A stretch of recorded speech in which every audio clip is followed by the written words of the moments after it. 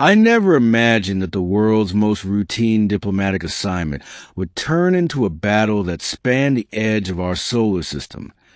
But life has a way of proving you wrong when you least expect it. I had been hired as a bodyguard, a seemingly ordinary human tasked with protecting Ambassador Lena Corvin during her interstellar tour. Earth had recently joined the Galactic Federation, a coalition of thousands of species, and Lena was the face of our fledgling diplomacy. My job was straightforward. Keep her safe, avoid intergalactic incidents, and maybe get a few commendations.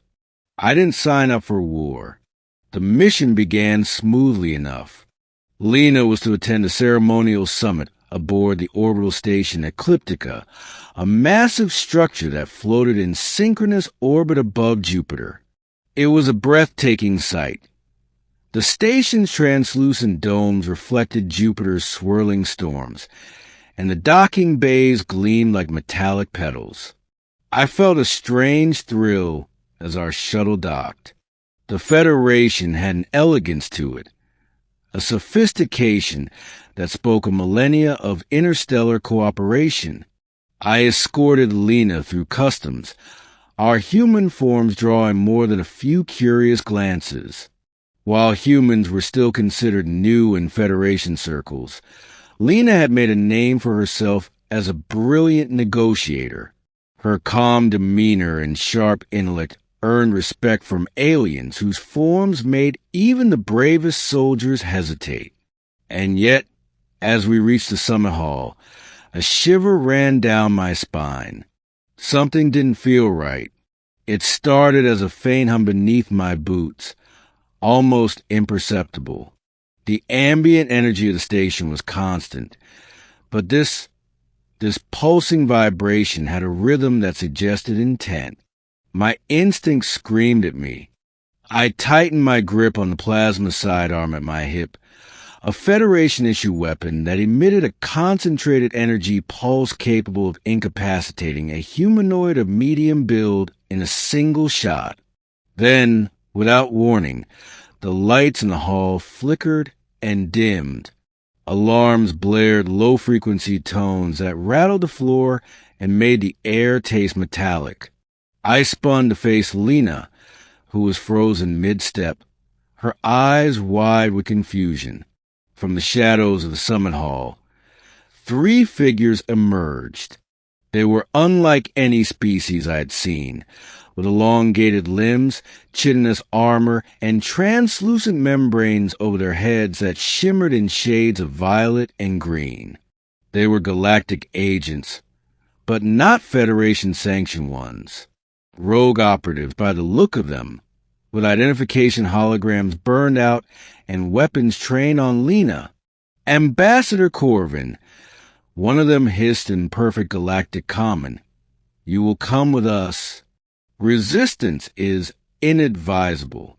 I stepped in front of her, my sidearm humming faintly. "Not happening," I said. My voice sounded calm to me, but I knew my heart was pounding like a percussion drum. They didn't hesitate. One of the agents lunged forward at an impossible speed, claws extended. Reflexively, I fired my plasma pulse.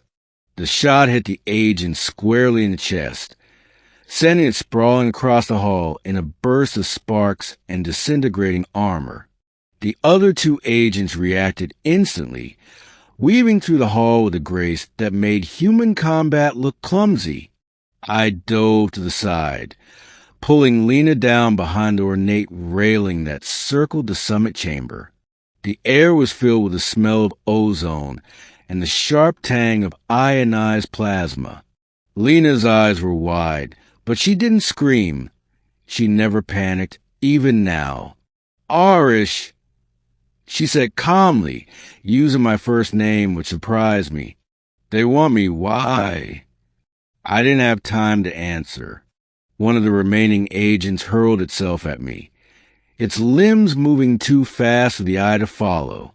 I rolled to the side, barely avoiding the swipe, and delivered a solid kick to its midsection. It grunted, staggering back, but it wasn't down for long. I realized mid-fight that this wasn't a random attack. These agents were highly trained, highly coordinated, and they knew exactly who I was. My role wasn't just to protect Lena. They wanted to eliminate me so that she could be taken without interference. They were professionals sent by someone with vast resources and influence in the galaxy. Whoever they were, they wanted Earth's ambassador badly. I grabbed the communication beacon from my belt. Control, this is Arish. Intruders aboard Ecliptica, Summit Chamber. Engage emergency protocols. I repeat, emergency protocols. Static, then a garbled voice. Arish station security is compromised. Do what you can. Of course. The station's AI had likely been hacked. We were on our own. I knew the only chance we had was to fight our way to the docking bay and escape. I grabbed Lena's arm, urging her forward. Stay close. Follow me exactly. No deviation. She nodded. Her hand slipped into mine, surprisingly steady. We darted down the hallway, the agents in pursuit. The corridors of Ecliptica were a maze of metallic passages, some lined with observation windows, revealing Jupiter's storms below. As we ran, I fired strategically, hitting walls and energy conduits to block our pursuers' path. Sparks flew and the agents hissed, clearly unaccustomed to human improvisation. We reached a junction. Two paths. One led to the central reactor, the other to a maintenance shaft that could lead us to the docking bay. I chose the shaft. It was narrow, claustrophobic, and would slow the agents, but it was our only shot. We crawled through the tight space. Lena silent, her hand gripping mine like a lifeline. The agents followed, but had to squeeze through one at a time. I could hear the hiss and scraping of their claws against the metal. Each second felt like an eternity. Finally, we emerged into a service tunnel overlooking the docking bay. Ships of every design were docked, their hulls glinting in the artificial lights. I scanned quickly. A small transport pod, capable of interstellar escape, was stationed at the edge. Perfect. I ran for it, dragging Lena with me. The agents were close now. I could hear their voices, low and angry, speaking in their guttural language. One of them leapt onto the pod as we were climbing in. I fired. The pulse hit its arm and it recoiled, giving us the opening we needed. We initiated the pod's launch sequence, but alarms blared. Automatic docking clamps locked down the bay. Lena leaned over the console, her fingers flying across the controls. I think I can override this, she said. Her calm, analytical mind was incredible under pressure. But I need your help to keep them off us for 30 seconds, maybe 40. I took my stance at the hatch, sidearm ready. The agents approached, their armor glowing with energy shields. I had to rely on speed and unpredictability. Plasma pulses flew, ricocheting off walls. One agent tried to grapple me, but I twisted and shoved it against the bulkhead. Sparks erupted, and it hissed in frustration. Almost there, Lena murmured, her eyes scanning schematics on the console. I could hear her heartbeat in sync with mine. 30 seconds, 40 seconds. We couldn't afford more. Finally, with a mechanical clunk, the clamps released. The pod shuddered, thrusters igniting. I grabbed Lena and dove inside.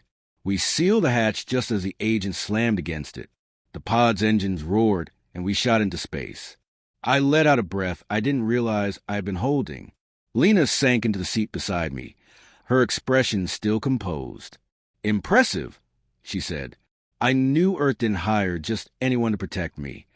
I allowed myself a small grin, just part of the job. But our ordeal was far from over. Once we cleared the station's orbit, the agents began pursuing us with small interceptor drones. Their tech was advanced, capable of altering trajectory mid-flight and firing concentrated energy pulses. I piloted the pod as best as I could, dodging blasts and weaving through debris fields around the station. Lena helped, navigating and hacking into the drone controls. We made a formidable team, humans against what could have been considered elite galactic warriors. Hours passed in tense silence broken only by thruster bursts and laser impacts. By dawn, Jupiter's storms were a blur beneath us, and the pursuing drones were destroyed or disabled. We were safe for the moment. We charted a course for Earth, our pod skimming past moons and asteroid belts. Lena finally allowed herself to exhale, and I realized how much adrenaline had gripped us both. She turned to me, a serious expression replacing the calm diplomat mask. "Arish, I need to know something," she said. "Who were they? And why did they want me?" I shrugged, my mind racing through possibilities. Rogue agents from a rival faction? Perhaps a group opposing Earth's entry into the Federation? Or maybe a personal vendetta against her for some past negotiation. I don't know yet, I admitted. But whoever they are, they underestimated one thing. Humans don't give up that easily. Lena's gaze softened. "I'm glad you were there. I think without you, I wouldn't be speaking to anyone right now." Her words struck me more than I expected. I had trained for danger, prepared for risk, but hearing gratitude from someone like Lena Corvin, someone who held the fate of humanity's interstellar future in her hands, made every second worth it. We returned to Earth in relative safety. The Galactic Federation conducted investigations, tracing the rogue agents back to a coalition of smugglers and ex-military operatives who sought to destabilize emerging diplomatic relations. Lena received commendations, and I quietly returned to the shadows. The public never knew the full story of what happened above Jupiter's orbit, but in private, Lena made sure my role was recognized. Months later, during a Federation gala, Lena raised her glass to me in private. "To the bodyguard who fought off a dozen species to save Earth's honor," she said. I smiled, clinking my glass lightly against hers. "Just part of the job," I said again, and for once I meant it not as a routine mantra, but as a statement of truth. Because out there, among the stars, sometimes survival depends on courage, instinct, and refusing to let anyone take what's precious. The galaxy was vast and threats were endless, but one thing was certain. As long as I stood between danger and those I swore to protect, I would fight. And the rogue agents learned the hard way that underestimating a human bodyguard, especially one who had nothing left to lose, was a mistake that would be remembered across light years. And so, the story ended not with diplomacy, but with fire, courage, and the unyielding will of a single human against the tides of the galaxy.